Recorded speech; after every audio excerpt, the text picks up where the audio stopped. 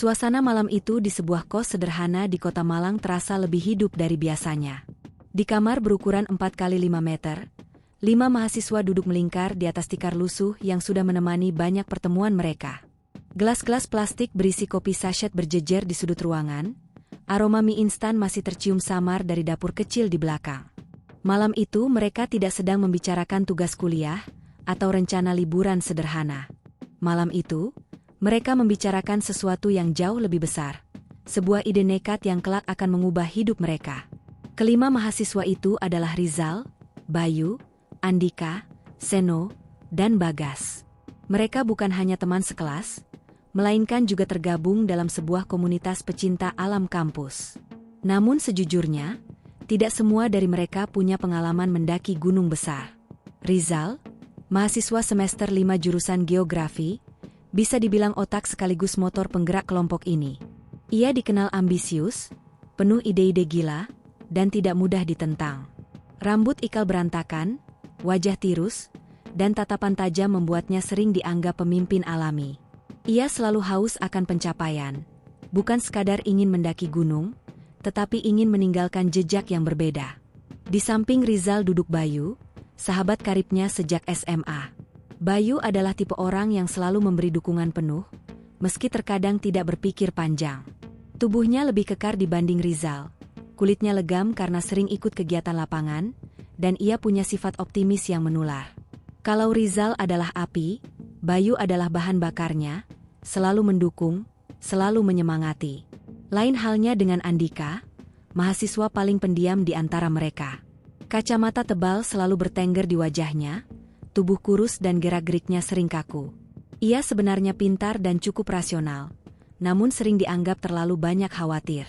Malam itu, wajahnya tampak serius. Bahkan sejak Rizal membuka peta kertas usang yang terbentang di lantai. Di sisi lain ada Seno, si badut kelompok. Pembawaannya selalu santai, wajah bulatnya mudah tersenyum, dan celotehannya sering membuat suasana cair. Meski begitu, Seno sebenarnya cukup tangguh. Ia terbiasa naik gunung, meski hanya jalur populer seperti Panderman atau Arjuno. Terakhir, ada Bagas, mahasiswa asal desa kecil di lereng gunung. Ia tidak banyak bicara, namun sorot matanya menyimpan banyak keraguan. Rambutnya lurus, tubuhnya kurus, dan senyumnya tipis. Tidak ada yang tahu, sejak kecil Bagas sering mendengar cerita kakeknya tentang Semeru. Tentang jalur terlarang, tentang hutan yang tak mengenal matahari, tentang arwah-arwah penunggu gunung yang bisa menyesatkan manusia. Tapi malam itu, ia memilih diam. Bayangkan, bro, kata Rizal membuka percakapan dengan suara penuh semangat, selama ini orang naik Semeru lewat Ranupane. Jalur itu sudah mainstream. Semua orang bisa. Tapi kalau kita bisa buka jalur baru, itu akan jadi sejarah. Nama kita akan diingat. Bayu langsung menimpali, betul, kita nggak bisa cuma jadi pengikut. Kita harus jadi pelopor. Biar nanti komunitas kita dikenal, bahkan mungkin masuk berita. Andika yang sedari tadi menatap peta itu akhirnya angkat bicara. Tapi jalur liar itu bahaya. Kita nggak punya pengalaman cukup.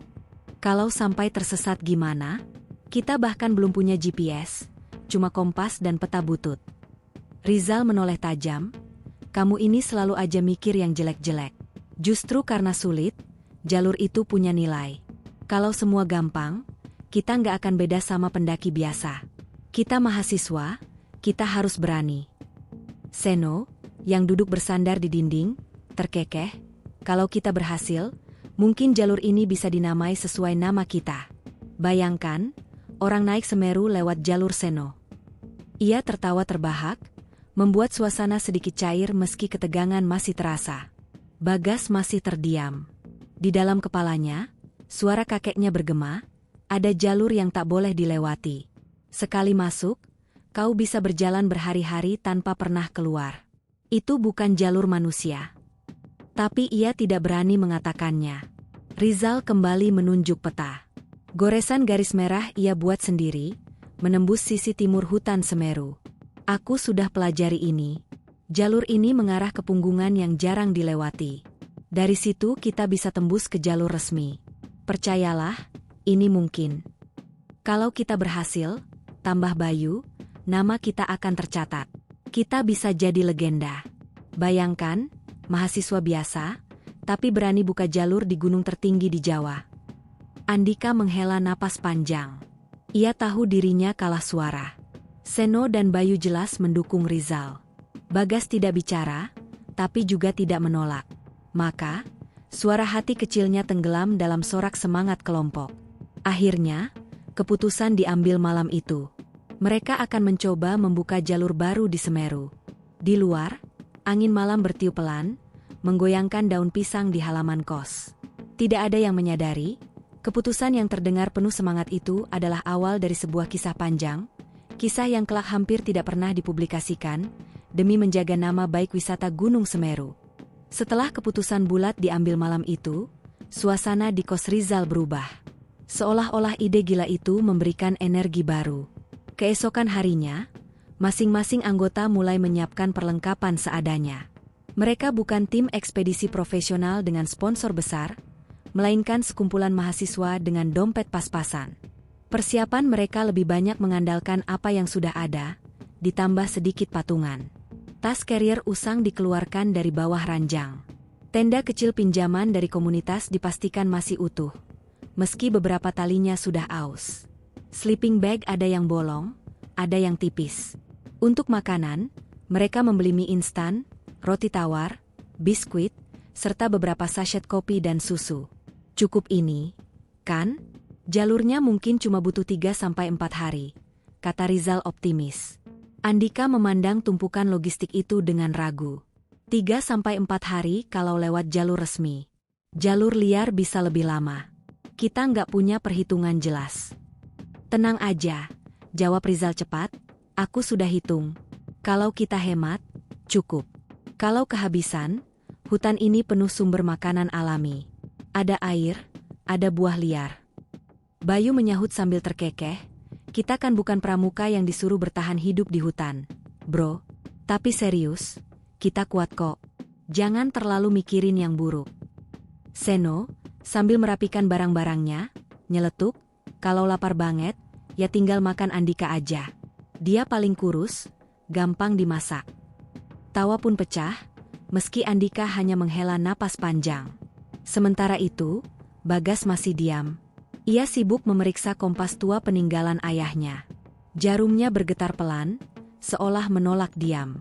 Dalam hati, Bagas merasa tidak enak. Kakeknya pernah berpesan, kompas bisa menunjukkan arah, tapi kalau hutan menolak, manusia hanya akan berputar di tempat. Pesan itu terngiang-ngiang, tapi ia kembali menutup mulutnya. Malam sebelum keberangkatan, mereka berkumpul lagi di kos Rizal. Kali ini bukan hanya untuk mengecek logistik, tapi juga menentukan strategi. Peta kertas kembali terbentang di lantai, garis merah buatan Rizal terlihat jelas. Kita masuk dari desa kecil di timur. Dari situ kita langsung tembus ke punggungan ini, jelasnya sambil menunjuk. Andika bertanya, kenapa nggak lewat Ranupane aja? Kita bisa daftar resmi, kalau ada apa-apa lebih gampang dilacak. Rizal menggeleng keras. Justru karena lewat Ranupane itu terlalu resmi. Semua orang bisa. Kita harus beda. Kalau jalur ini berhasil, kita yang pertama.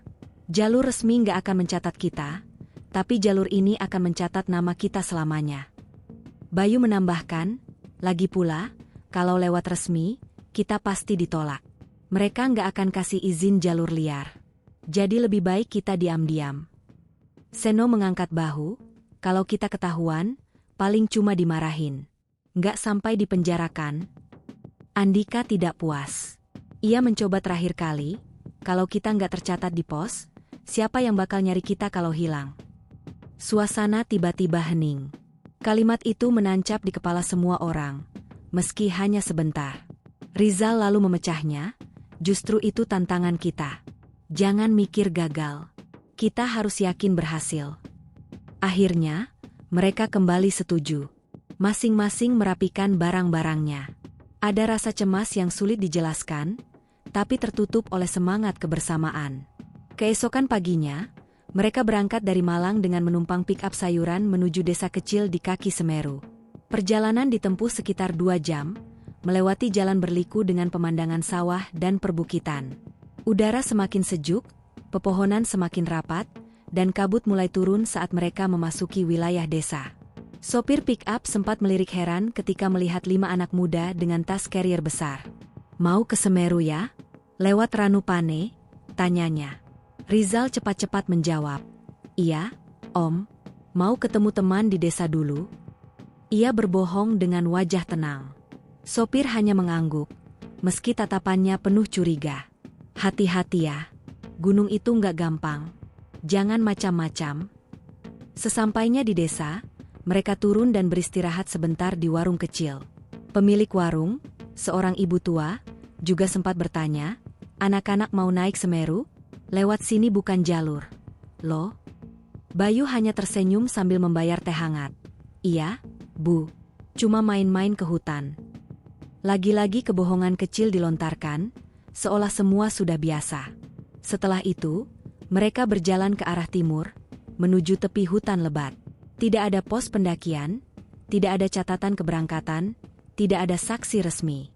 Hanya 5 mahasiswa dengan ambisi besar, masuk ke jalur liar yang bahkan tidak ada di peta wisata.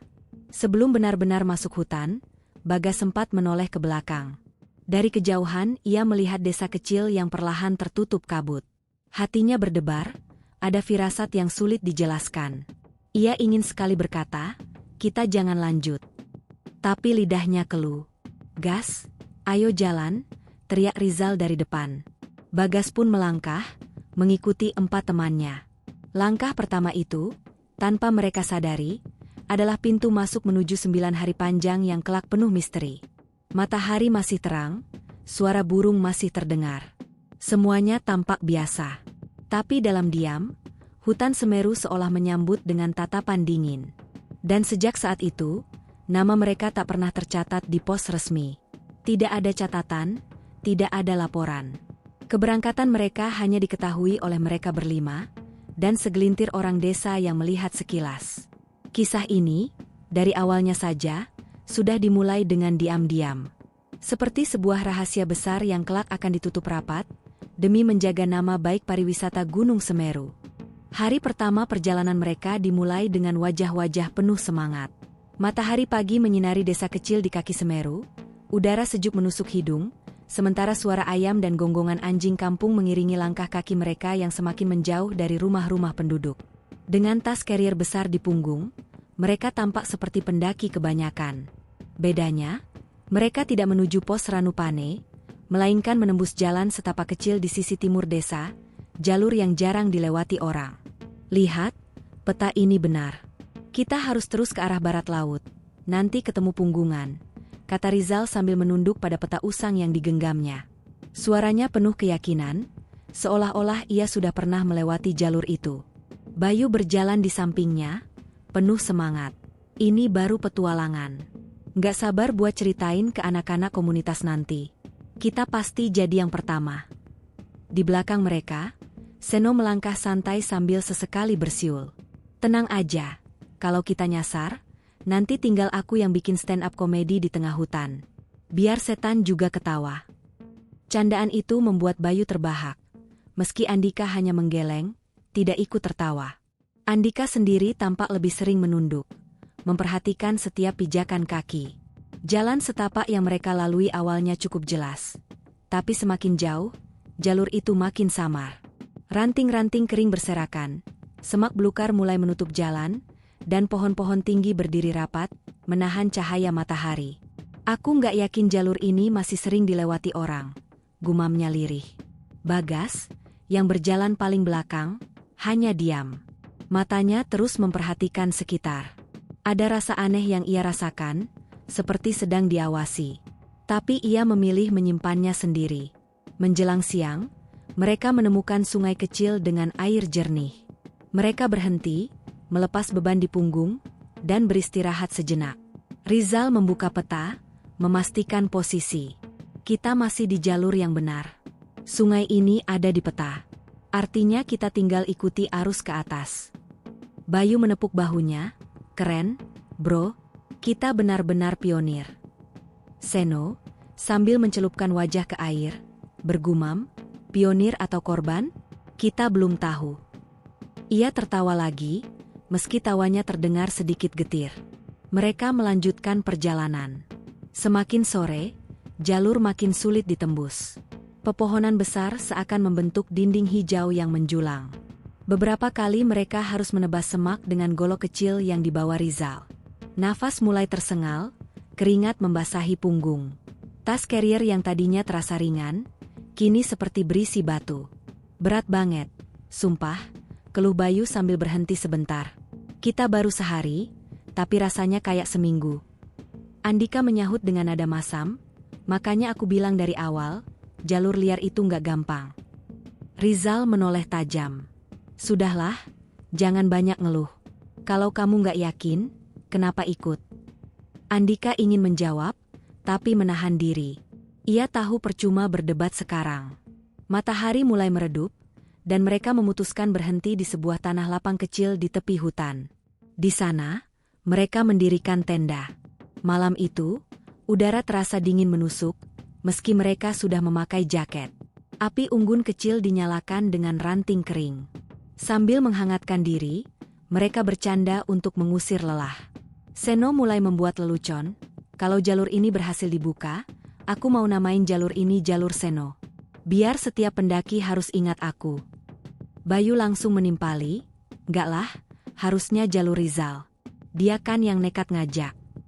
Rizal tersenyum bangga, "Kalian boleh bercanda, tapi aku serius. Jalur ini suatu saat bisa resmi." Bagas hanya diam, menatap api unggun yang berkedip-kedip. Dalam hatinya, ia merasa ada sesuatu yang janggal.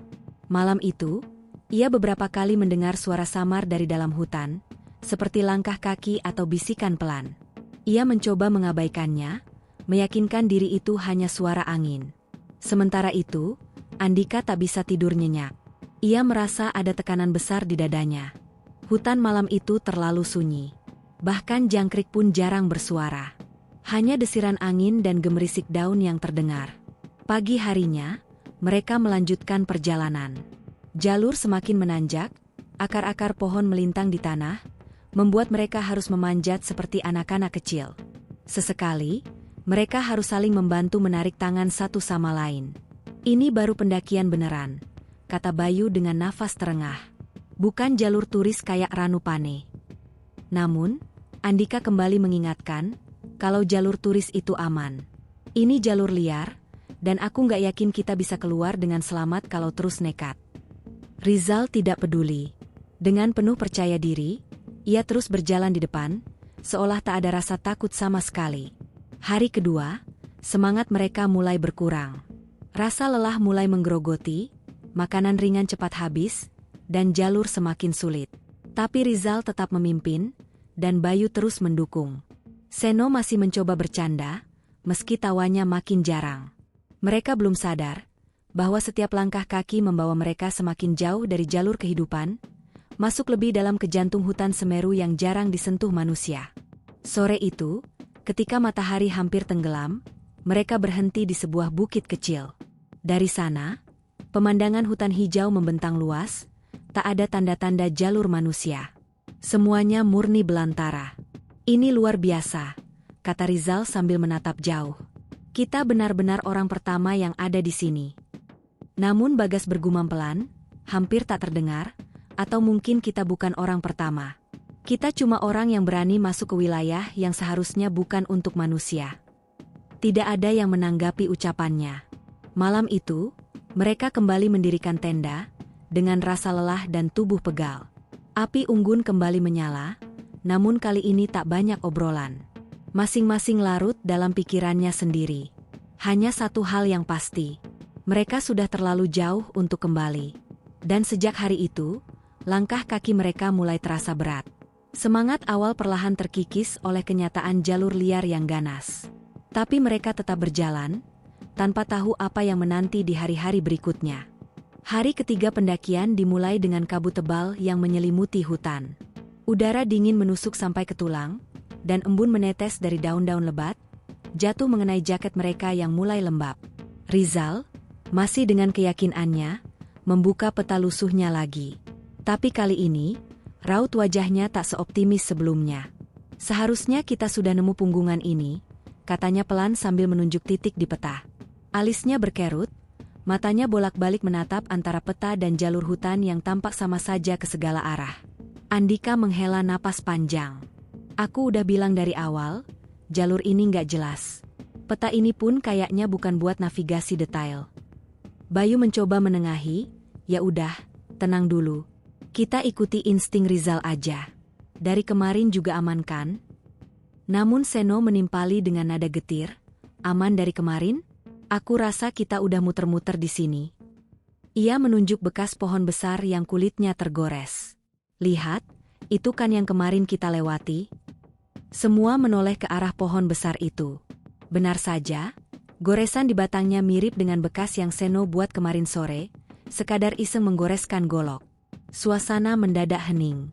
Bagas, yang sejak awal lebih pendiam, akhirnya angkat suara.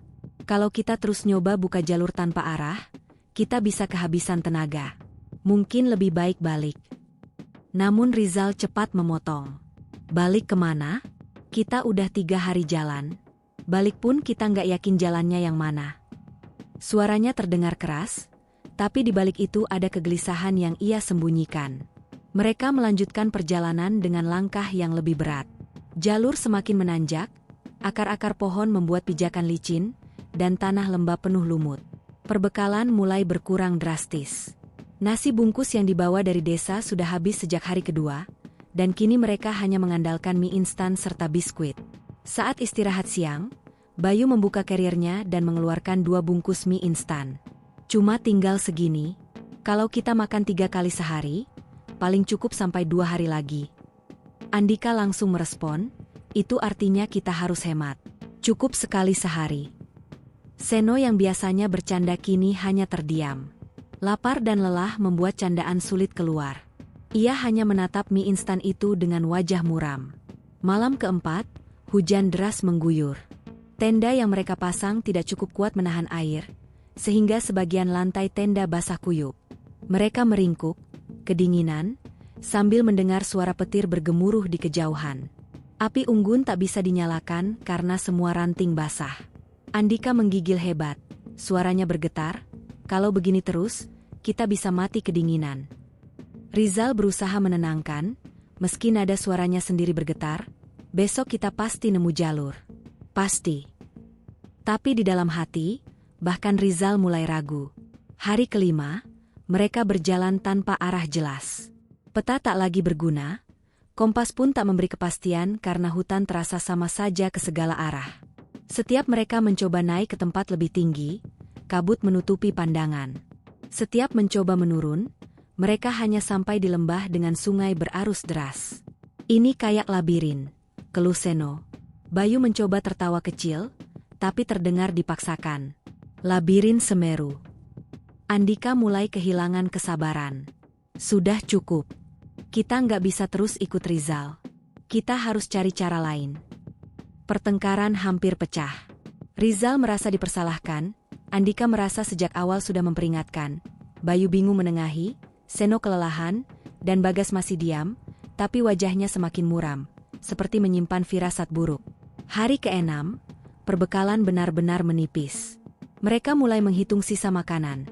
Beberapa biskuit, 2 bungkus mie, dan sedikit air. Sungai kecil yang sempat mereka temui beberapa hari lalu sudah jauh tertinggal, sehingga untuk minum pun mereka harus menampung air hujan dengan botol kosong. Malam itu, suasana semakin mencekam. Api unggun kecil menyala redup. Tidak ada lagi obrolan, hanya suara hembusan angin dan hutan yang terasa terlalu sunyi. Bahkan suara burung malam pun tak terdengar. Seno akhirnya bersuara lirih, "Kalian ngerasa nggak, kalau hutan ini kayak menelan kita?" Tidak ada yang menjawab. Tapi dalam hati, mereka semua merasakan hal yang sama. Hari ke-7, fisik mereka semakin drop. Bayu yang tadinya paling semangat mulai tertinggal jauh di belakang. Nafasnya berat, kakinya goyah. Aku nggak kuat lagi." Andika mencoba membantunya, tapi ia sendiri hampir tumbang. Rizal, dengan sisa tenaganya, masih berusaha memimpin, meski jalannya pun kini goyah. Hari ke-8, mereka hampir tak bicara sama sekali. Tubuh lemah, mata sayu, dan pikiran kacau. Mereka hanya berjalan seperti zombie, mengikuti jalur yang entah benar atau tidak. Hari ke-9, perbekalan habis. Mereka hanya minum air dari genangan hujan. Perut kosong, tubuh menggigil, dan pikiran mulai kacau. Andika beberapa kali meracau, Seno tertawa sendiri seperti orang linglung, Bayu terbaring lemas, Bagas makin pendiam, dan Rizal masih berusaha keras menyembunyikan rasa bersalah yang menekannya. Mereka resmi tersesat. Bukan lagi sekadar mencari jalur baru, tapi kini berjuang untuk bertahan hidup di tengah hutan Semeru yang kejam. Itulah titik awal tragedi besar ini. Sejak hari ke-9, kisah mereka bukan lagi tentang petualangan mahasiswa yang ingin membuka jalur, melainkan kisah 5 anak muda yang berhadapan langsung dengan maut. Dan yang paling menyeramkan, di balik semua penderitaan itu, ada kesan bahwa hutan sendiri sedang menutup jalan keluar mereka, seolah tak mengizinkan siapapun pulang. Hari ke-10. Kabut pagi itu begitu pekat, seakan seluruh hutan tertutup tirai putih. Nafas mereka tampak keluar seperti asap tipis, tubuh gemetar meski sudah memakai jaket lapisan tebal. Tenda yang mereka pasang malam sebelumnya hanya bertahan seadanya, basah kuyup akibat hujan semalam. Rizal duduk termenung sambil menggenggam peta yang kini kusut, basah, dan hampir tidak bisa terbaca lagi. Tangannya bergetar, bukan hanya karena dingin, tapi juga karena rasa bersalah yang menumpuk. Ia tahu semua ini salahnya. Namun gengsi dan egonya membuatnya sulit mengaku di depan yang lain. Bayu terbaring lemas di dalam tenda. Matanya sayu, wajahnya pucat. Suaranya hampir tak terdengar saat berkata, "Aku lapar, bahkan kalau ada mie instan mentah pun aku mau." Andika yang sedang merapikan sisa botol air menoleh tajam. Itu dia masalahnya. Nggak ada lagi makanan, B. Air pun tinggal setengah botol. Kalau kita terus diam di sini, kita mati pelan-pelan. Seno mencoba memecah ketegangan, meski nadanya kini hambar, jauh dari candaannya dulu. Mungkin kita harus coba berburu? Siapa tahu ada hewan kecil. Bagas, yang sejak awal paling banyak diam, tiba-tiba menggeleng. Suaranya pelan tapi tegas, tidak ada hewan di sini. Semua menoleh ke arahnya. Aku sudah perhatiin sejak beberapa hari lalu, lanjut Bagas. Tidak ada suara burung, tidak ada tupai, tidak ada monyet. Hutan ini terlalu sepi, seperti kosong. Seno menelan ludah, tiba-tiba merinding. Sepi kayak, nggak wajar. Bagas mengangguk pelan. Aku rasa, kita nggak sendiri. Ucapannya membuat suasana tenda mendadak membeku. Tidak ada yang berani menimpali. Angin berdesir kencang di luar, menimbulkan suara seperti bisikan samar di antara pepohonan. Hari itu mereka memutuskan tetap berjalan, meski dengan tenaga seadanya. Bayu digendong bergantian oleh Seno dan Andika, karena kakinya mulai bengkak. Rizal tetap berjalan di depan, seolah masih menjadi pemimpin, meski jelas arah yang ia tuju hanyalah insting. Hutan semakin rapat. Cahaya matahari nyaris tak tembus, membuat suasana siang terasa seperti senja. Jalanan penuh akar, jurang kecil, dan semak yang menutup pandangan. Saat melintasi sebuah lembah, Andika tiba-tiba berhenti. Ia melihat sesuatu di tanah, tumpukan batu yang tersusun rapi, membentuk lingkaran kecil. "Lihat ini," katanya dengan suara bergetar. Mereka semua mendekat. Batu-batu itu bukan tersusun alami. Ada pola yang jelas, seperti bekas ritual atau tanda. Seno berusaha menertawakan. Mungkin orang desa yang bikin, buat apa gitu? Namun Andika menggeleng. Nggak ada desa sejauh ini. Kita udah jalan berhari-hari masuk hutan. Ini bukan buatan orang desa. Rizal mencoba tetap tenang, meski matanya menunjukkan rasa panik. Jangan pikir yang aneh-aneh. Itu cuma batu. Ayo jalan lagi. Mereka melanjutkan perjalanan, tapi suasana sudah berubah. Setiap langkah terasa lebih berat, bukan hanya karena tubuh lelah, tapi juga karena ketakutan yang mulai menggerogoti pikiran. Malam itu, mereka memutuskan beristirahat di dekat pohon besar yang menjulang tinggi. Dengan sisa tenaga, mereka membuat api kecil dari ranting yang masih kering. Api itu hanya cukup untuk sekadar memberi cahaya redup. Ketika semua mulai mencoba tidur, Bagas tetap terjaga. Matanya menatap ke kegelapan hutan. Di antara kabut tipis, ia melihat sesuatu. Siluet. Seperti sosok manusia berdiri jauh di antara pepohonan. Bagas mengucek matanya, memastikan itu bukan ilusi. Tapi siluet itu tetap ada. Diam, tak bergerak. Seolah sedang mengawasi mereka. Dengan napas tertahan, ia mencoba membangunkan Rizal pelan. Rizal, lihat ke sana. Rizal setengah sadar menoleh. Matanya langsung membesar. Astaga! Mereka berdua menatap sosok itu dalam diam, tak sanggup berkata-kata. Namun saat angin bertiup kencang, kabut bergeser, sosok itu menghilang. Apa itu? Tanya Rizal dengan suara bergetar. Bagas hanya menggeleng. Entah. Mereka sepakat tidak membangunkan yang lain. Tapi malam itu, tidak ada satupun dari mereka yang benar-benar tidur nyenyak. Hari ke-11. Pagi itu dimulai dengan teriakan Seno. Bangun, lihat ini. Mereka semua keluar dari tenda dengan panik. Seno menunjuk tanah di sekitar tempat mereka bermalam. Ada jejak kaki. Namun yang membuat bulu kuduk berdiri, jejak itu bukan milik mereka. Bentuknya aneh, lebih besar dari kaki manusia, dengan jari panjang dan dalam. Seperti sesuatu yang berat berjalan mengelilingi tenda mereka semalam. Bayu langsung pucat. Jadi semalam, ada yang ngelilingin kita? Tidak ada yang menjawab. Semua hanya saling menatap dengan wajah ketakutan.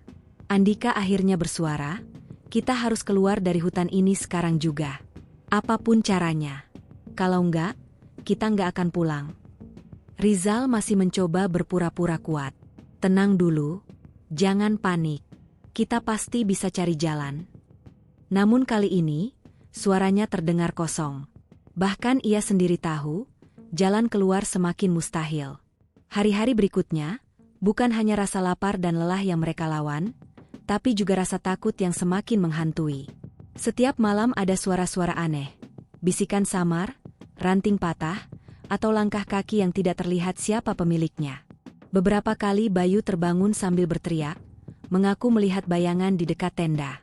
Seno mulai sering berbicara sendiri, tertawa lalu menangis tanpa alasan. Andika semakin emosional, mudah marah, seolah kehilangan kesabaran. Dan Bagas, ia semakin yakin. Hutan ini menolak kita. Kita nggak seharusnya ada di sini. Hari ke-11 itu menjadi awal dari komplikasi besar. Mereka tidak hanya tersesat, tidak hanya lapar dan lelah, tapi juga mulai terjebak dalam lingkaran teror yang tidak bisa dijelaskan dengan logika. Entah hutan Semeru sedang menguji, atau ada sesuatu yang lebih gelap yang bersemayam di dalamnya. Dan 5 mahasiswa itu kini hanyalah pion kecil, yang perlahan kehilangan akal sehatnya. Hari ke-12. Langkah-langkah mereka kini semakin lambat, bahkan untuk sekadar berdiri pun terasa berat. Bayu yang sejak beberapa hari lalu sudah paling lemah kini, hampir tidak bisa melangkah sama sekali. Tubuhnya kurus, wajahnya pucat, dan matanya cekung. Aku nggak kuat lagi, biarin aku di sini, lirih Bayu saat mereka berhenti di bawah pohon besar. Andika, dengan sisa tenaga, membopongnya. Jangan ngomong gitu, Be, kita semua harus keluar. Kita nggak boleh ninggalin siapapun. Namun Rizal, yang juga sudah kehabisan kesabaran, menoleh tajam. Kalau kita terus gendong dia, kita semua yang mati. Kita udah nggak punya tenaga, ngerti nggak? Ucapan itu membuat suasana tegang. Andika bangkit dan mendekat ke Rizal. Jangan seenaknya ngomong. Kalau bukan gara-gara kamu maksa buka jalur, kita nggak akan kayak gini. Seno yang biasanya jadi penengah, kini justru ikut tersulut. Udah cukup kalian berdua, kita semua salah. Kita semua yang setuju ikut. Suaranya keras, tapi wajahnya menunjukkan ketakutan yang sama. Bagas hanya diam, duduk menunduk, lalu berbisik pelan, kita udah bukan diri kita lagi. Hari itu mereka kembali berjalan dengan kondisi semakin buruk. Hutan semakin menutup jalan, seakan memaksa mereka masuk lebih dalam. Semak liar merambat di kaki, ranting patah menusuk kulit, dan kabut tak pernah benar-benar hilang. Sore hari, mereka menemukan sesuatu yang membuat darah seakan berhenti mengalir. Di tengah hutan, ada pohon besar dengan kain putih kotor yang tergantung di salah satu cabangnya. Kain itu sudah compang-camping, tapi masih jelas bentuknya seperti selendang. Andika menatapnya dengan wajah pucat. Itu, kayak tanda. Seno mencoba tertawa, tapi terdengar gemetar. Mungkin cuma kain orang desa, mungkin. Namun Bagas menatap tajam ke arah kain itu, matanya merah karena kurang tidur. Tidak, itu bukan kain biasa. Itu tanda peringatan. Kita masuk ke wilayah yang dilarang. Mereka semua merinding. Angin berhembus pelan, membuat kain itu berkibar samar, seperti melambai-lambai pada mereka. Malam itu, di tenda kecil yang basah dan kotor, ketegangan semakin memuncak. Rizal masih mencoba mengatur rencana esok hari, tapi yang lain sudah kehilangan harapan. Kita harus naik. Kalau kita nemu punggungan, kita bisa lihat arah keluar, kata Rizal dengan nada keras, seolah memaksa. Andika membantah, naik kemana? Kita bahkan gak tahu bukit mana yang harus didaki. Kamu terus nyuruh jalan tanpa arah, hasilnya kita makin jauh. Bayu, dengan suara lirih, menambahkan, aku cuma mau pulang. Seno menutupi wajahnya dengan kedua tangan. Pulang? Kita bahkan udah gak tahu rumah kita di arah mana. Bagas akhirnya angkat suara, untuk pertama kalinya dengan nada tegas. Berhenti. Kita nggak bisa terus begini. Hutan ini, bukan sekadar hutan. Ada sesuatu yang sengaja bikin kita tersesat. Semua menoleh ke arahnya. Apa maksudmu? Tanya Rizal. Bagas menghela napas panjang. Aku udah sering dengar cerita dari orang tua di kampung. Semeru bukan sekadar gunung biasa. Ada jalur yang dijaga, ada tempat-tempat yang nggak boleh dimasuki. Dan kita, masuk ke tempat yang salah. Seno menelan ludah, wajahnya tegang. Jadi kamu bilang, semua ini karena ada sesuatu? Bagas mengangguk pelan. Semalam aku nggak tidur. Aku dengar suara-suara. Ada yang berbisik di telingaku, nyuruh kita balik. Tapi, balik kemana? Kata-kata itu membuat suasana mencekam. Tidak ada yang berani menanggapi lagi. Malam semakin larut. Angin bertiup kencang, membuat tenda bergoyang. Tiba-tiba Bayu menjerit keras. Ada yang narik kakiku. Ada yang narik. Semua terbangun panik. Mereka melihat Bayu meronta di dalam tenda. Kakinya seperti ditarik sesuatu dari luar. Rizal dan Andika buru-buru menarik tubuhnya, sementara Seno menyalakan senter. Namun begitu cahaya menyorot ke kaki Bayu, tidak ada apa-apa di sana. Hanya lumpur basah yang menempel. Bayu menangis ketakutan, tubuhnya gemetar hebat. Aku ngerasain sendiri, ada yang dingin, kasar, narik aku. Seno langsung menutup senter dan duduk kaku. Ini gila, kita harus keluar. Besok kita harus keluar, apapun caranya. Namun tidak ada yang tahu jalan keluar. Hari ke-13, kondisi semakin kacau. Bayu demam tinggi, tubuhnya menggigil. Andika terus merawatnya dengan seadanya, sementara Rizal mulai kehilangan kontrol. Aku nggak mau mati di sini, teriak Rizal tiba-tiba, matanya liar. Kita harus terus jalan, nggak peduli kemana. Andika mencoba menahannya. Kita nggak bisa ninggalin Bayu, dia sakit. Kalau kita diam, kita semua mati. Rizal menatap tajam, seperti orang putus asa. Seno, yang biasanya ceria, kini ikut marah. Cukup. Kita udah capek ribut terus. Kalau mau jalan, jalan aja sendiri. Jangan seret kami. Suasana hampir pecah jadi perkelahian. Hanya Bagas yang tetap duduk, menatap kosong ke tanah. Namun ucapannya membuat semua terdiam. Kalian gak sadar? Kita udah gak sendirian dari lama. Ada yang ngikutin kita. Dan makin lama kita di sini, makin kita dijauhkan dari jalan pulang. Semua menoleh ke arahnya dengan wajah pucat. Lalu hutan kembali hening. Terlalu hening. Angin berhenti. Daun tak bergeser. Dan dari kejauhan, terdengar suara langkah kaki, pelan, berat, mendekat. Mereka saling pandang, wajah ketakutan. Tidak ada yang berani bergerak. Langkah itu berhenti tepat di luar tenda. Dan kemudian, suara lirih terdengar. Seperti bisikan seorang perempuan. Memanggil satu nama. Bagas. Bagas membeku. Wajahnya pucat pasi. Tidak ada yang tahu siapa yang memanggil, tapi jelas bukan suara manusia yang mereka kenal. Malam itu, mereka tidak tidur sama sekali. Hari ke-14. Matahari hampir tak pernah benar-benar muncul. Kabut putih pekat menggantung sepanjang hari, membuat waktu terasa tak jelas. Siang atau sore, semua serupa.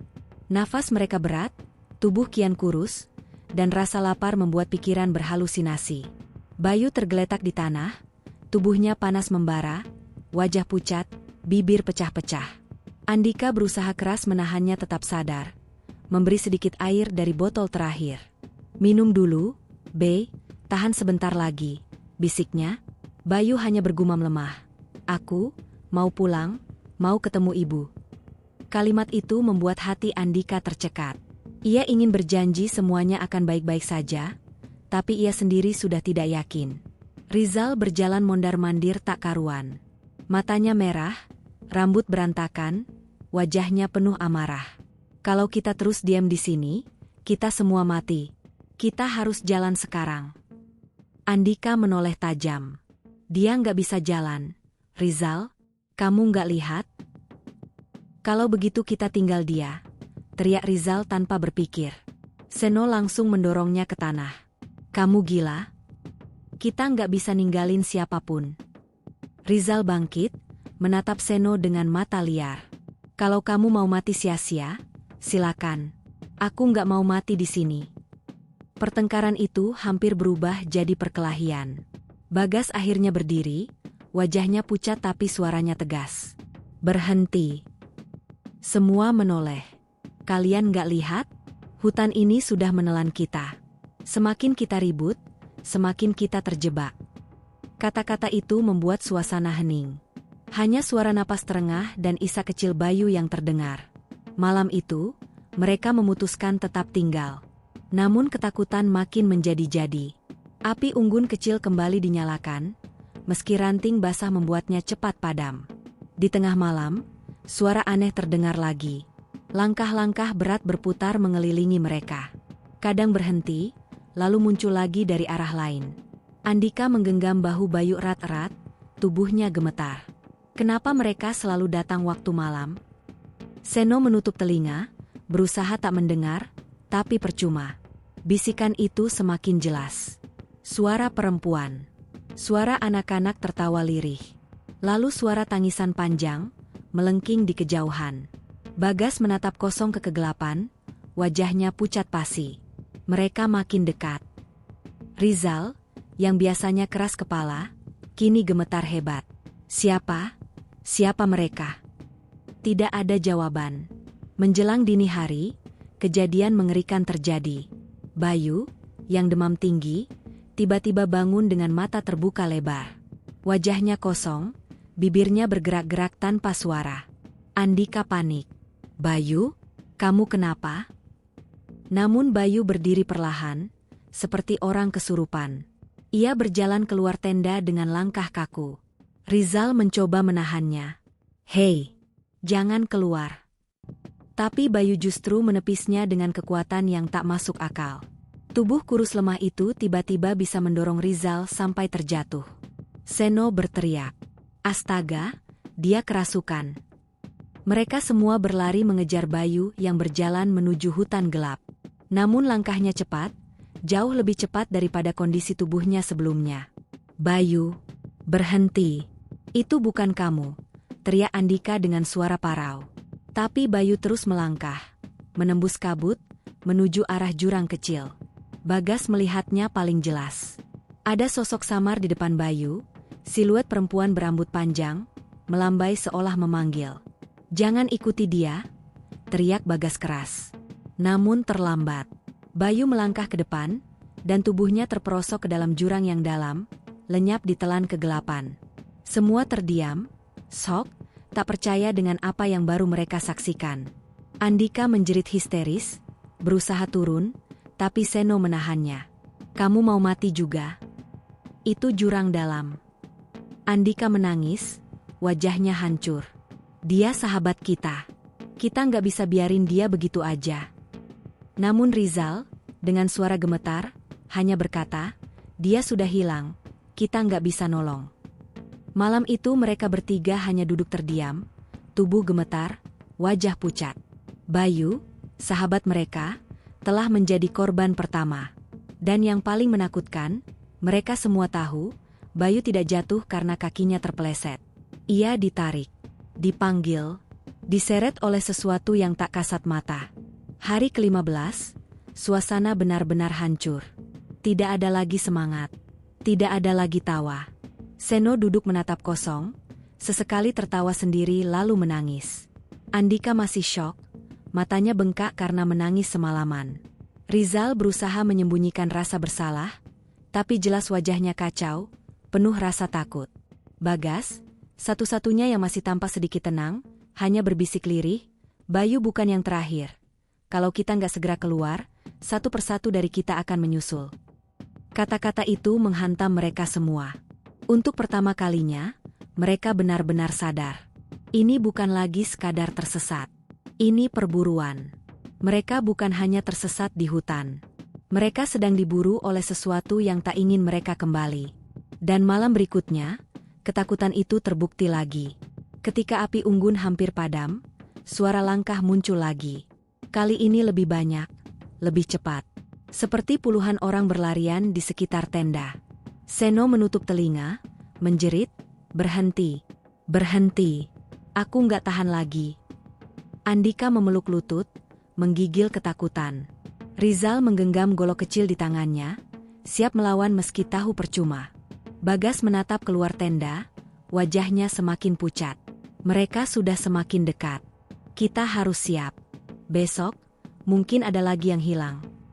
Dan di kejauhan, samar-samar, terdengar suara perempuan tertawa lirih. Tawa yang sama dengan yang dilihat Bayu sebelum jatuh ke jurang. Mereka semua tahu, ini baru permulaan. Hari ke-16. Pagi itu terasa lebih dingin dari biasanya. Kabut menggantung lebih tebal, dan burung-burung yang biasanya masih terdengar kini lenyap sama sekali. Tidak ada suara kehidupan. Hanya hutan sunyi, seperti mati. 4 mahasiswa tersisa duduk melingkar, wajah pucat dan tubuh kotor. Rambut lepek, kulit penuh luka goresan, dan mata merah karena kurang tidur.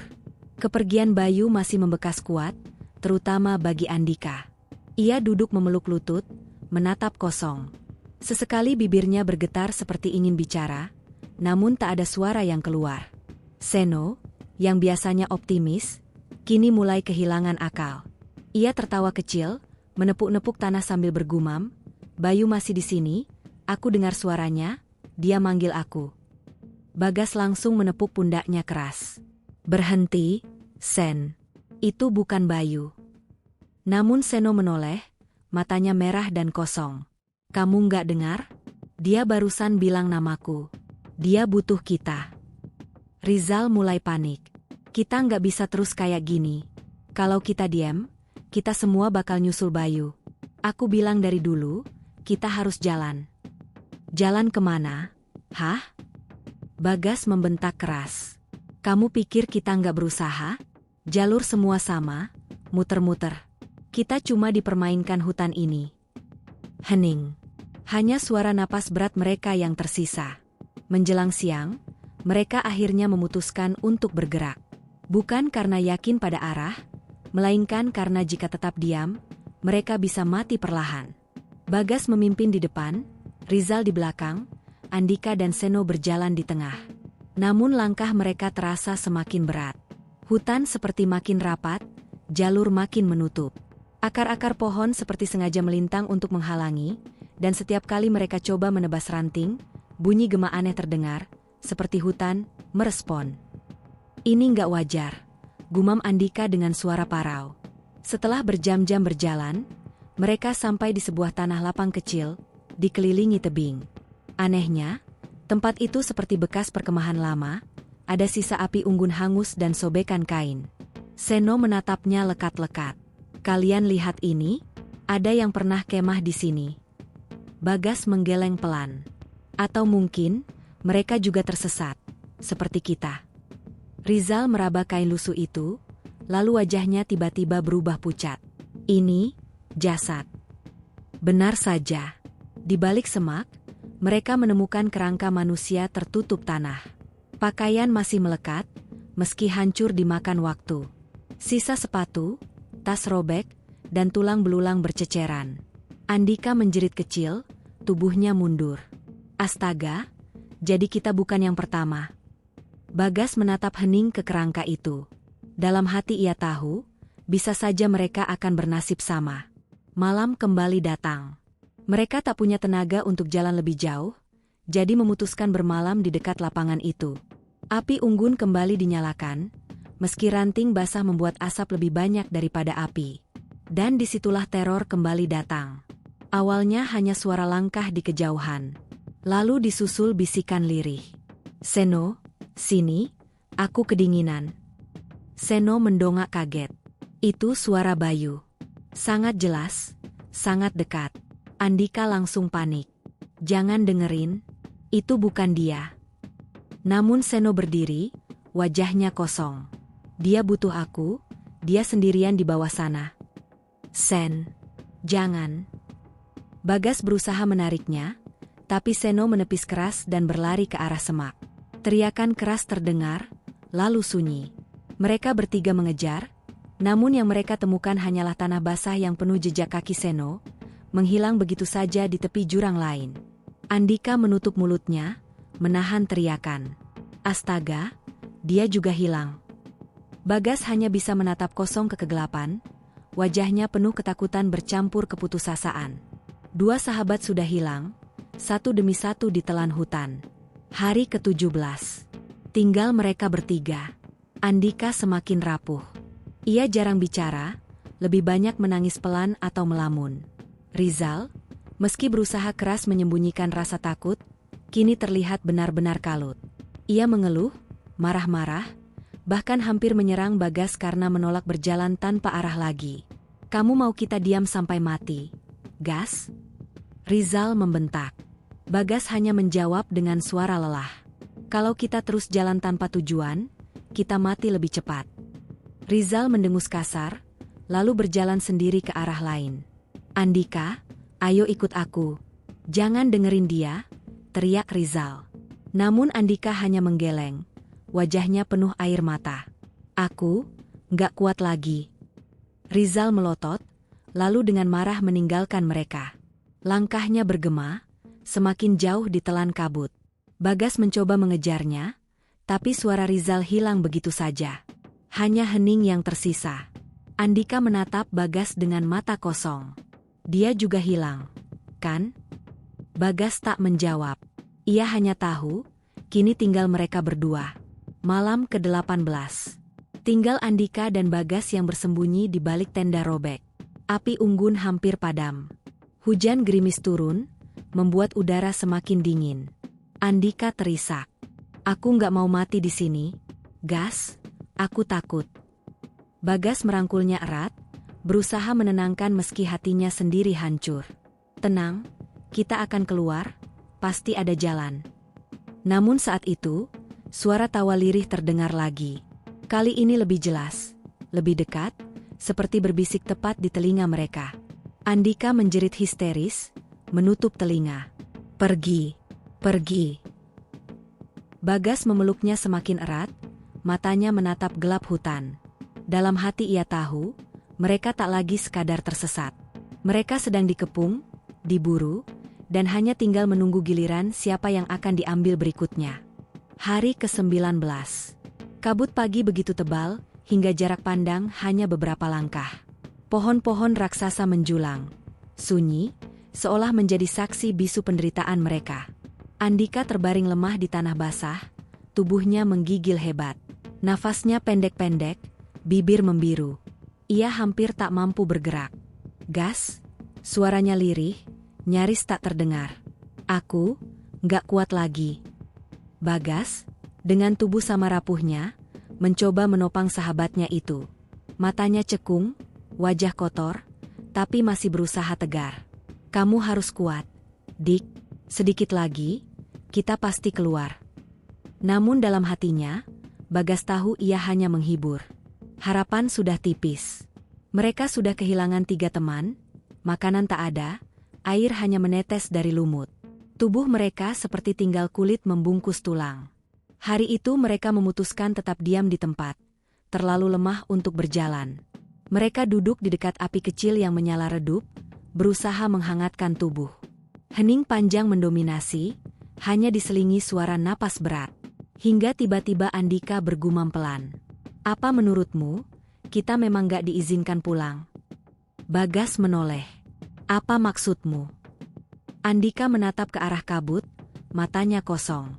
Bayu, Seno, Rizal, mereka semua dipanggil. "Giliran kita kapan, Gas? Hutan ini kaya, gak mau ngelepas kita." Bagas tercekat. Kata-kata itu terdengar sangat benar, meski ia tak ingin mengakuinya. Sore menjelang. Kabut makin pekat, hutan terasa semakin menekan. Angin berhembus dingin, membawa suara-suara aneh lagi. Kali ini bukan hanya bisikan. Ada langkah berat, seperti kaki banyak orang berjalan bersama-sama. Dari kejauhan terdengar nyanyian lirih, pelan, ritmis, menyerupai suara orang-orang menembang. Andika menggigil. "Kamu dengar itu?" Bagas menatap sekitar dengan panik. "Iya, tapi jangan lihat keluar. Jangan hiraukan." Namun suara itu makin mendekat, makin jelas. Dan tiba-tiba, dari balik kabut, muncul bayangan samar, banyak sekali. Seperti rombongan orang berjalan pelan, membawa obor. Wajah mereka tak jelas, tapi tubuhnya bergerak seirama. Andika menjerit histeris, berusaha bangkit, tapi tubuhnya lemah. Bagas menahannya erat. "Jangan lihat. Jangan lihat, Dik." Bayangan itu semakin mendekat, lalu berhenti tak jauh dari mereka. Dan dari kerumunan samar itu, muncul satu sosok, tinggi, berjubah hitam, wajah tertutup bayangan. Sosok itu menunjuk lurus ke arah mereka berdua. Andika histeris, tubuhnya bergetar hebat. "Astaga, Gas, dia manggil kita, dia manggil kita." Bagas mengguncang bahunya. "Tenang, jangan dengerin, kita masih bisa bertahan." Namun tiba-tiba Andika meronta. Matanya terbelalak, pupil melebar. Ia seperti melihat sesuatu yang tidak terlihat oleh Bagas. "Bayu, Seno, Rizal, mereka ada di sana. Mereka nunggu kita. Aku harus ke sana." Andika berusaha bangkit, menyeret tubuhnya keluar. Bagas panik, memeluknya erat-erat. "Dik, itu bukan mereka. Itu jebakan. Jangan ke sana." Andika menangis, berteriak seperti anak kecil. "Lepasin aku. Mereka keluarga kita. Aku nggak bisa biarin mereka sendirian." Bagas berusaha sekuat tenaga menahan, tapi tubuh Andika mendadak seperti mendapat kekuatan aneh. Ia meronta, menendang, berteriak. Lalu, tanpa bisa dicegah, Andika berhasil lepas, berlari ke arah kabut, menuju kerumunan bayangan itu. Bagas menjerit putus asa. "Andika aa." Namun yang terlihat hanyalah kabut menelan tubuh sahabatnya. Suara langkah menghilang, diikuti hening mencekam. Andika lenyap. Kini tinggal Bagas seorang diri. Tubuhnya gemetar, bukan hanya karena dingin, tapi juga karena ketakutan mendalam.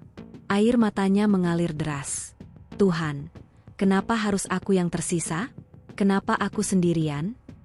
Ia duduk di tanah basah, memeluk lutut, menatap api yang hampir padam. Suara tangisnya menyatu dengan suara hutan yang hening. Malam itu Bagas benar-benar merasa dirinya sudah mati. Bukan hanya tubuhnya yang hancur, tapi juga jiwa dan harapannya. Namun sesuatu terjadi menjelang fajar. Dari kejauhan, samar-samar, ia mendengar suara lain. Bukan bisikan gaib, bukan langkah misterius, tapi suara teriakan manusia. "Halo, ada orang di sana? Hei!" Bagas mendongak kaget. Jantungnya berdegup kencang. Itu suara nyata. Suara manusia sungguhan. Dengan sisa tenaga, ia berdiri sempoyongan. "Tolong. Aku di sini. Tolong." Suara-suara itu makin dekat. "Kami dari tim SAR. Tahan sebentar." Bagas terisak, kakinya lemas, tubuhnya jatuh kembali ke tanah. Air matanya mengalir deras. Untuk pertama kalinya setelah 19 hari, ia merasa ada cahaya harapan. Namun jauh di dalam hati, ia sadar, ia sendirian. 5 orang berangkat, hanya dia yang ditemukan. Dan sosok-sosok bayangan di dalam kabut itu, masih berdiri diam, memperhatikan, seolah enggan melepaskan buruannya. Suara langkah semakin jelas. Teriakan lantang tim penyelamat menggema, menembus kabut pekat yang seakan menutup pandangan Bagas. Korban ditemukan. 1 orang masih hidup. Bagas terisak, tubuhnya ambruk. Ia ingin berlari menyambut mereka, tapi kakinya lemas, tak sanggup menopang.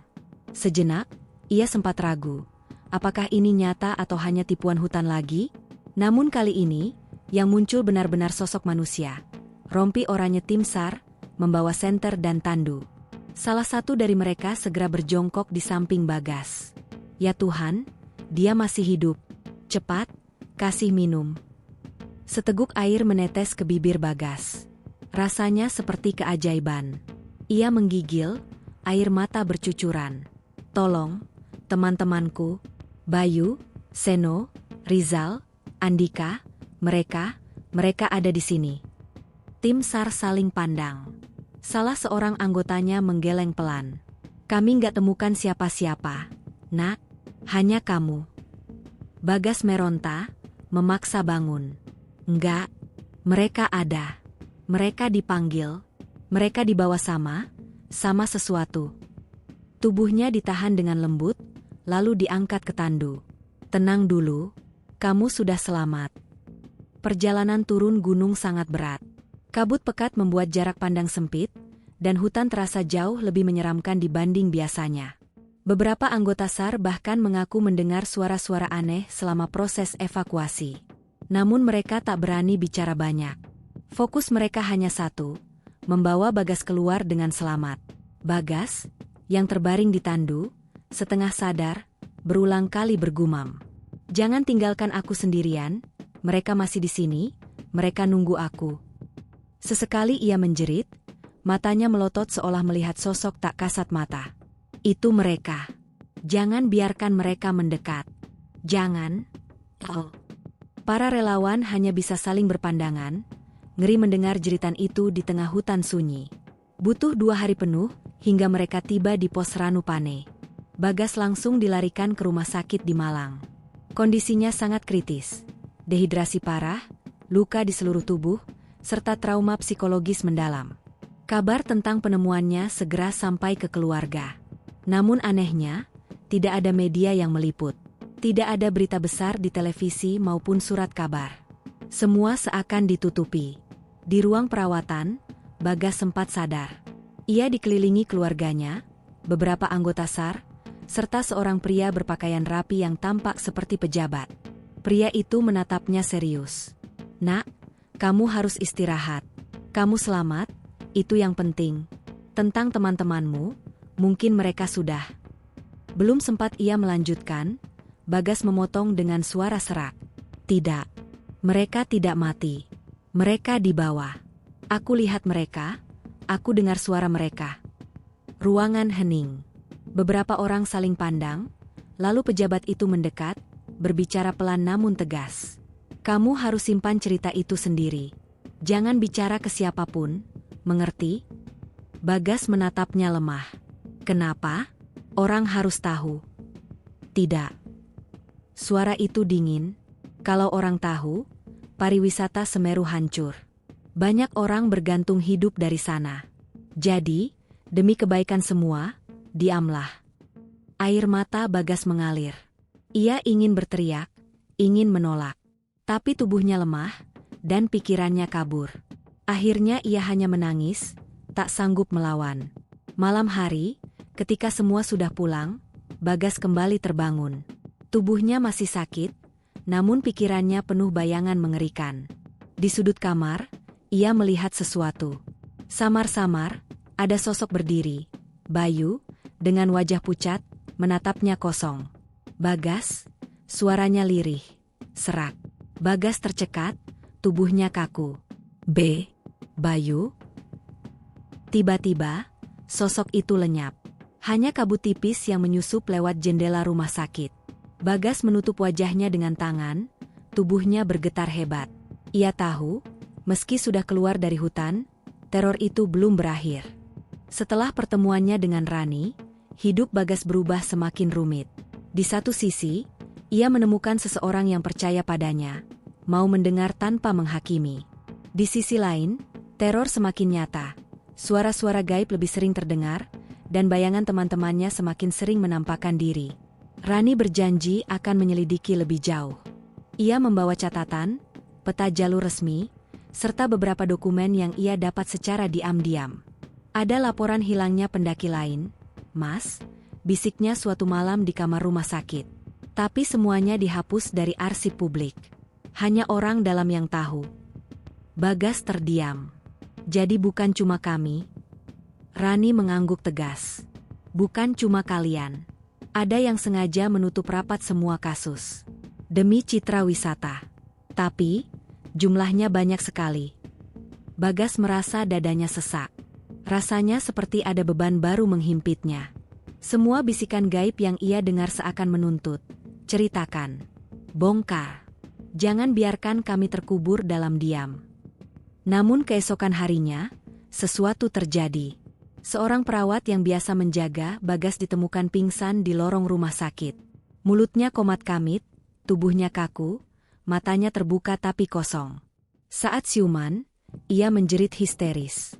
Ada 4 orang berdiri di ranjang pasien nomor 12. Mereka menatap saya. Mereka memanggil nama Bagas. Kabar itu langsung membuat panik staf rumah sakit. Tapi hanya beberapa jam kemudian, 2 pria asing datang dan berbicara dengan direktur rumah sakit. Tak lama, gosip itu menghilang. Semua orang diminta bungkam, perawat itu dipindahkan. Rani mendekati Bagas dengan wajah serius. "Mas, mereka bukan cuma menghantui kamu. Mereka mulai menunjukkan diri ke orang lain. Ini berbahaya. Kalau roh mereka semakin kuat, bisa terjadi hal yang lebih buruk." Bagas menatap kosong. "Berarti waktu saya tidak banyak." Mereka menagih janji. Malam itu, Rani membawa Bagas keluar secara diam-diam. Ia sudah mengurus izin palsu agar Bagas bisa diperiksa di rumah sakit lain, padahal tujuannya adalah membawanya ke sebuah rumah aman di Malang. Di perjalanan, hujan deras mengguyur. Jalanan sepi. Mobil Rani melaju pelan, wipernya berayun keras. Bagas terlelap sebentar, tapi tiba-tiba terbangun oleh suara-suara aneh dari luar. Ia menoleh ke jendela, dan matanya melebar. Di pinggir jalan, di antara pepohonan, ia melihat 4 sosok berdiri. Basah kuyup, wajah pucat, menatap lurus ke arahnya. Bayu, Rizal, Seno, Andika. Bagas menjerit. "Berhenti, Rani, berhenti." Rani menginjak rem mendadak. Mobil berhenti di tengah hujan. "Kenapa, Mas?" Bagas menunjuk keluar dengan tangan gemetar. Tapi saat Rani menoleh, tidak ada siapapun di sana. "Mas, saya nggak lihat apa-apa." Suara Rani bergetar. Bagas menunduk, air mata mengalir. "Mereka menagihku, kalau aku nggak ceritakan, mereka akan menjemputku." Rani menggenggam tangannya. "Tenang, Mas. Kita akan bongkar ini. Saya janji." Sesampainya di rumah aman, Rani langsung menyalakan laptop. Ia mulai mengetik cepat, menuliskan kronologi berdasarkan cerita Bagas. "Ini harus segera disebar, sebelum mereka menghentikan kita.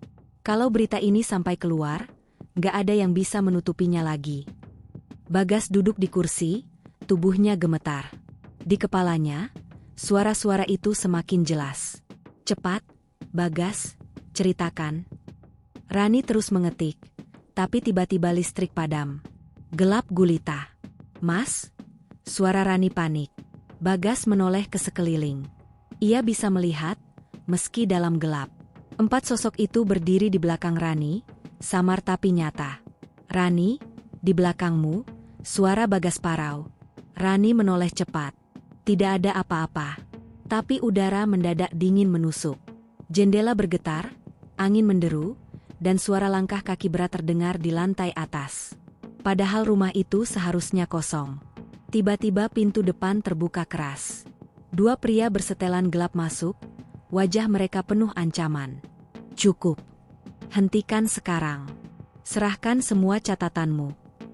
Rani berdiri menantang. Tidak. Orang harus tahu kebenaran. Pria itu maju, meraih laptop Rani. Tapi sebelum ia menyentuhnya, suara menggelegar memenuhi ruangan. Jeritan panjang, seolah datang dari perut bumi. Lampu tiba-tiba menyala lagi. Dan di tengah ruangan, 4 sosok pendaki muncul jelas. Bukan lagi bayangan samar, tapi tubuh utuh dengan wajah pucat dan mata kosong. Semua orang membeku. Sosok-sosok itu berjalan perlahan ke arah Bagas. Salah satu dari mereka, Bayu, mengangkat tangan, menunjuk dada Bagas. Waktumu habis. Bagas jatuh berlutut. Air mata deras mengalir. Maafkan aku nggak bisa menyelamatkan kalian. Andika mendekat, menunduk, berbisik di telinganya. Kalau kamu ingin kami tenang, maka biarkan dunia tahu. Kalau tidak, kami akan menjemputmu. Tiba-tiba, semua lampu pecah bersamaan.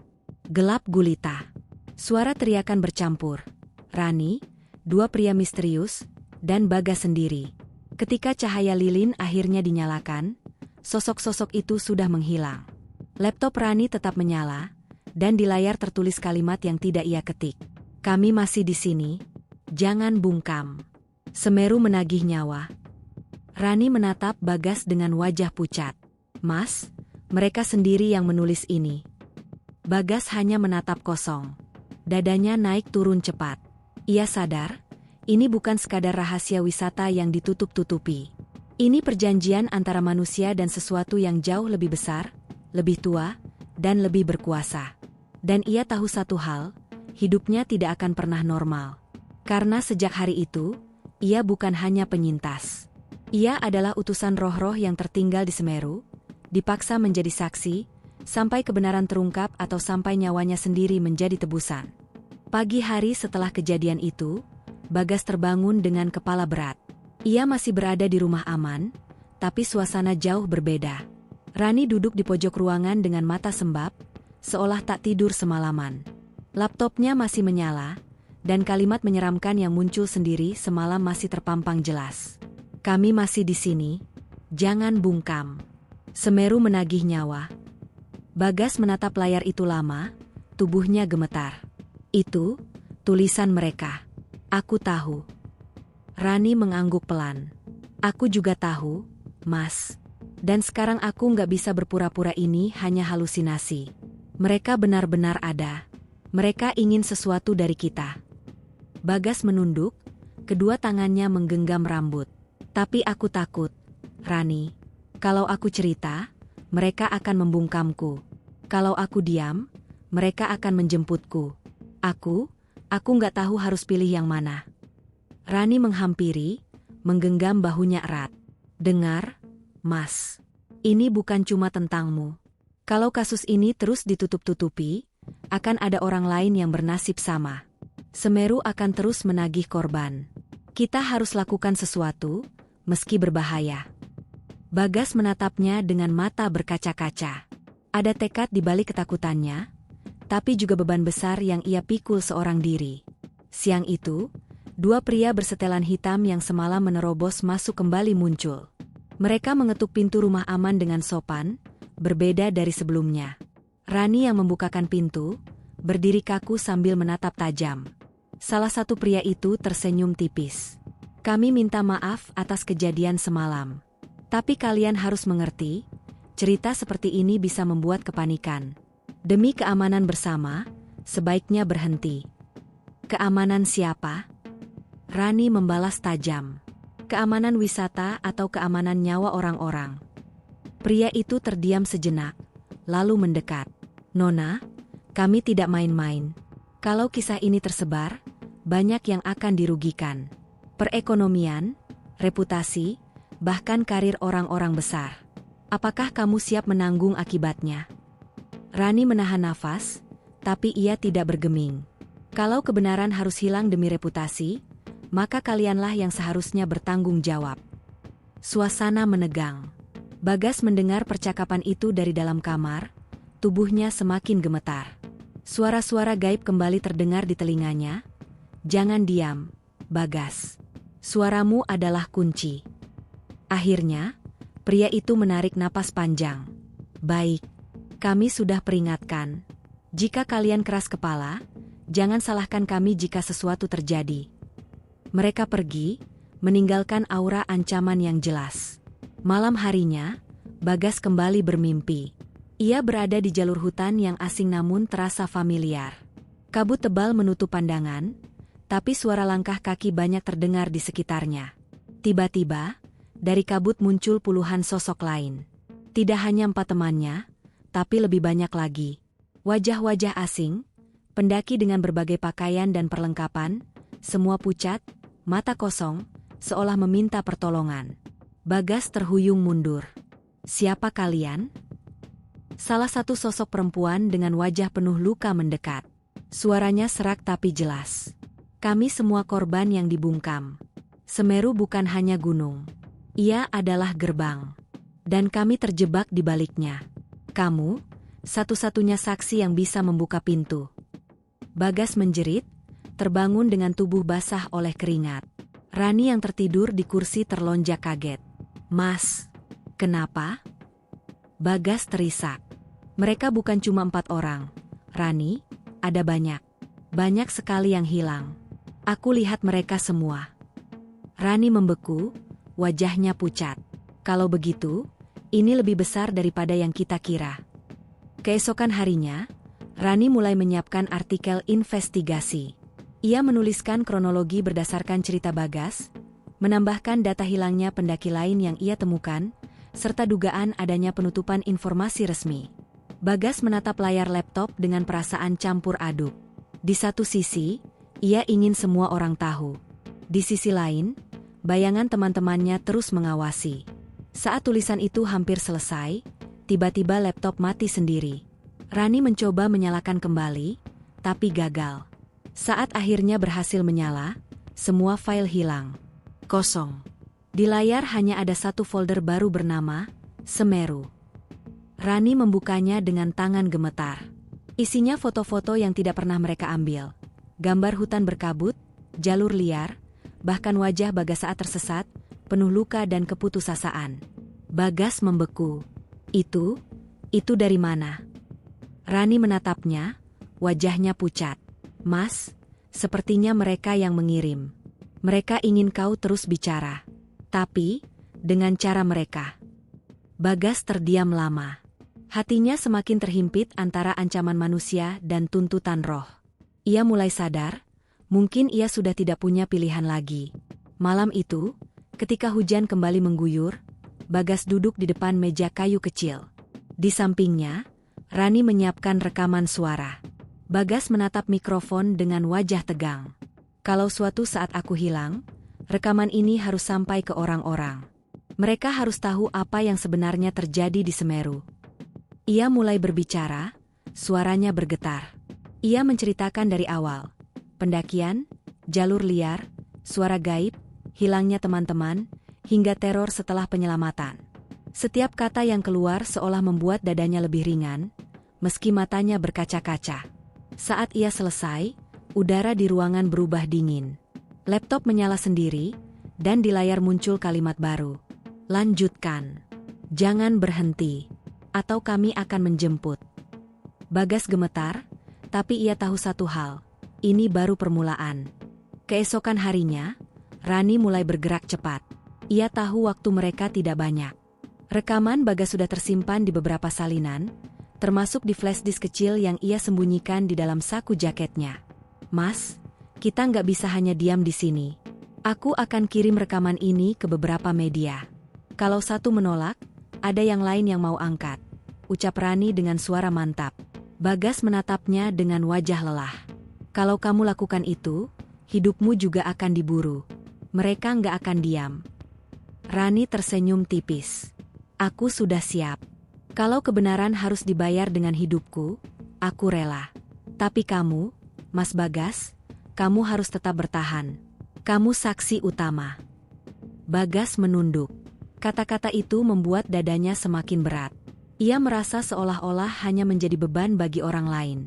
Siang itu, Rani mencoba menghubungi seorang rekannya di Surabaya. Seorang editor media independen yang terkenal berani. Ia mengirim pesan singkat, namun jawaban yang datang membuat darahnya membeku. Jangan bicara lewat sini. Mereka sudah tahu. Hati-hati. Belum sempat ia membalas, ponselnya mati total. Meski baterai masih penuh.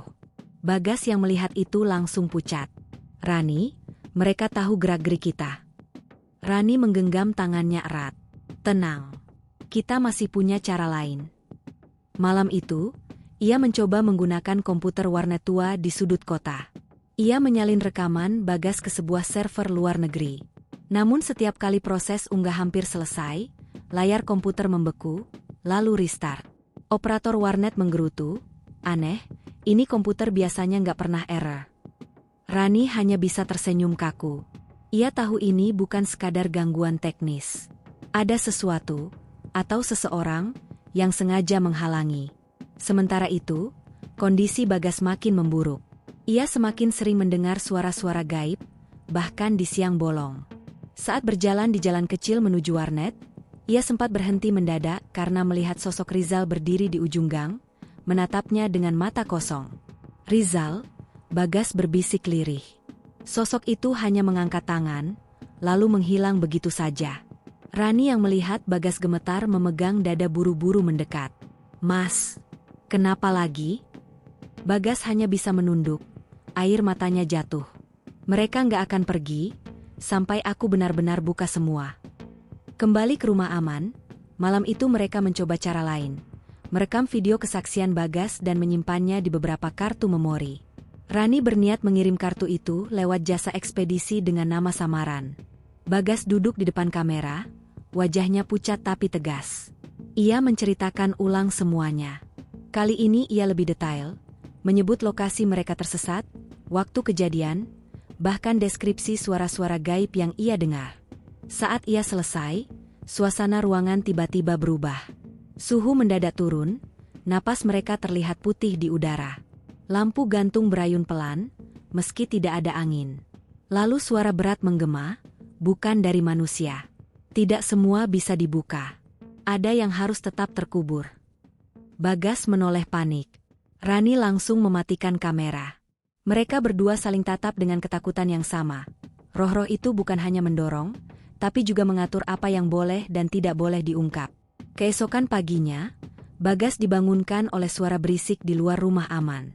Ia mengintip dari jendela, 2 mobil hitam berhenti di depan, dan beberapa pria berjas turun dengan wajah serius. Rani panik. Mereka sudah menemukan kita. Tanpa pikir panjang, mereka mengemasi barang-barang penting, rekaman, flash disk, dan kartu memori. Mereka keluar lewat pintu belakang, berlari ke gang kecil. Dari belakang terdengar suara pintu didobrak. Suara pria berteriak, "Tangkap mereka! Jangan sampai lolos!" Bagas dan Rani berlari sekuat tenaga. Nafas mereka memburu, langkah kaki semakin dekat. Tiba-tiba, dari arah berlawanan, kabut tebal turun dengan cepat, menutupi pandangan. Bagas tersandung, hampir jatuh, tapi Rani menarik tangannya. "Ayo, jangan berhenti." Namun sesuatu aneh terjadi. Dalam kabut itu, Bagas melihat sosok Andika berdiri, menatapnya dengan tatapan penuh luka. "Bagas, ini jalannya." Tanpa sadar, Bagas mengikuti arah yang ditunjuk. Rani bingung, tapi ia tak punya pilihan selain ikut. Ajaibnya, kabut itu menelan mereka, dan suara langkah pengejar menghilang.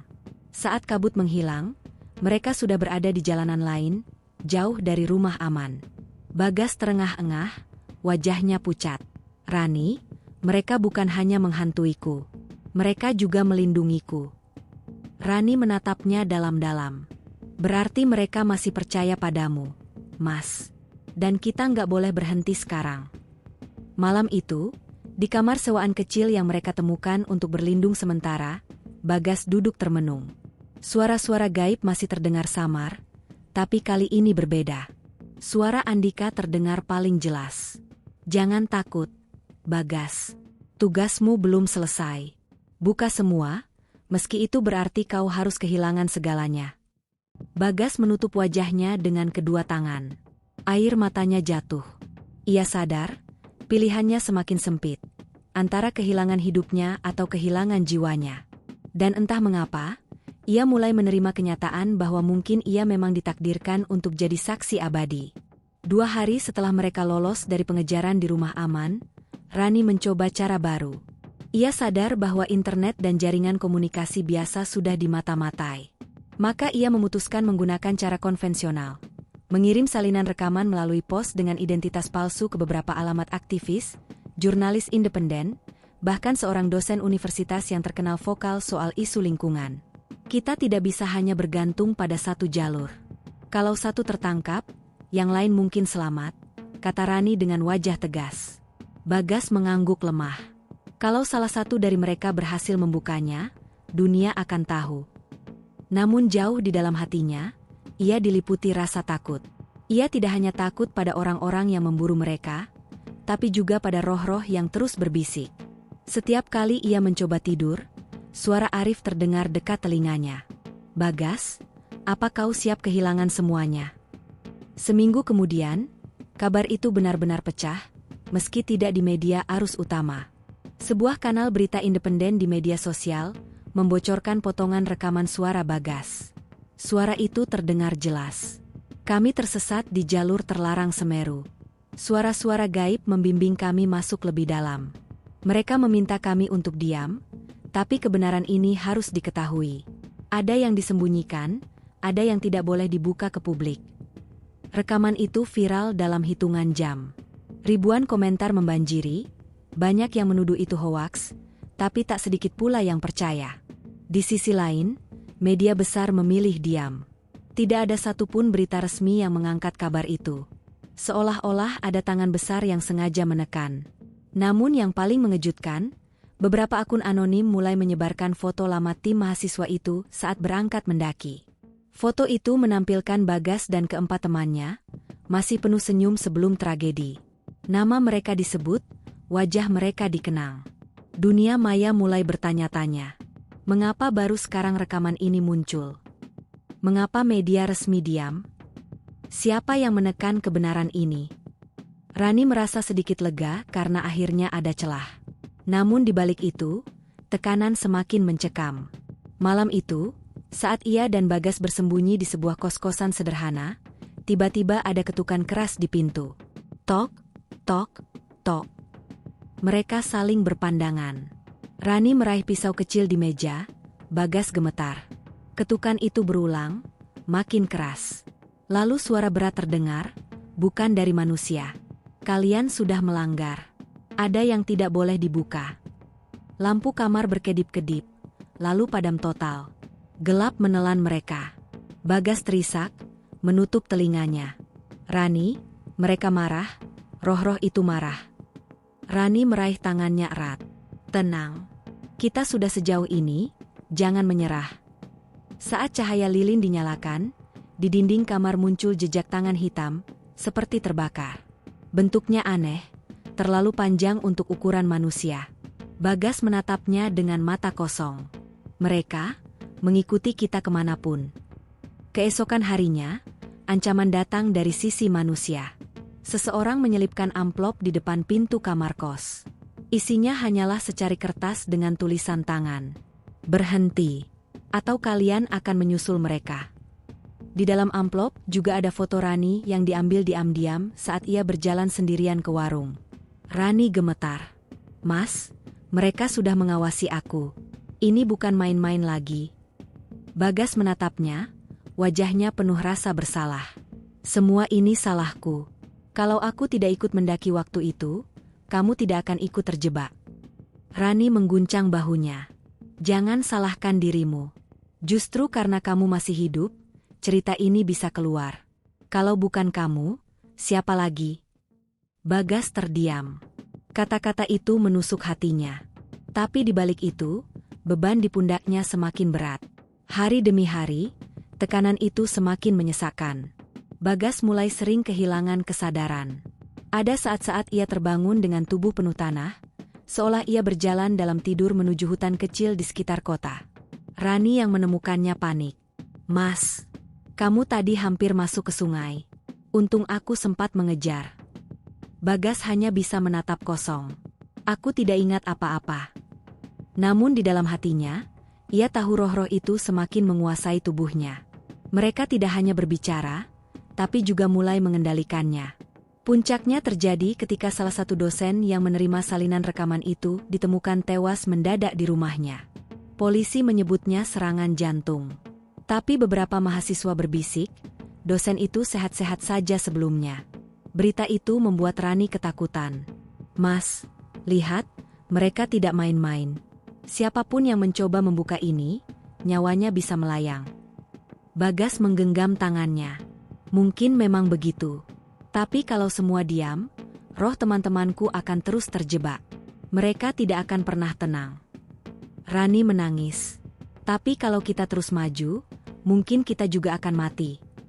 Bagas menatapnya dalam-dalam. "Kalau itu harga yang harus dibayar, aku siap. Karena aku sudah setengah mati sejak hari itu." Malam itu, saat Rani tertidur kelelahan, Bagas duduk sendirian menatap kamera kecil di meja. Ia menyalakan rekaman, menatap lensa dengan mata merah penuh air. "Kalau suatu saat aku tidak ada lagi, tolong sampaikan bahwa aku sudah mencoba. Aku sudah berusaha membuka kebenaran, meski aku tahu aku tidak akan menang melawan mereka, baik yang kasat mata maupun yang tidak." Ia berhenti sejenak, lalu tersenyum pahit. "Rani, kalau kamu menemukan rekaman ini, teruskan. Jangan biarkan semua terhapus begitu saja. Jangan biarkan mereka hanya disebut hilang di gunung. Karena kami lebih dari itu." Setelah itu, Bagas mematikan kamera. Ia menutup wajahnya dengan kedua tangan, tubuhnya gemetar. Suara lirih dari Rizal terdengar di telinganya. "Bagus, gas, tinggal satu langkah lagi." Dan malam itu, Bagas benar-benar mulai menerima bahwa mungkin jalan terakhirnya adalah pengorbanan.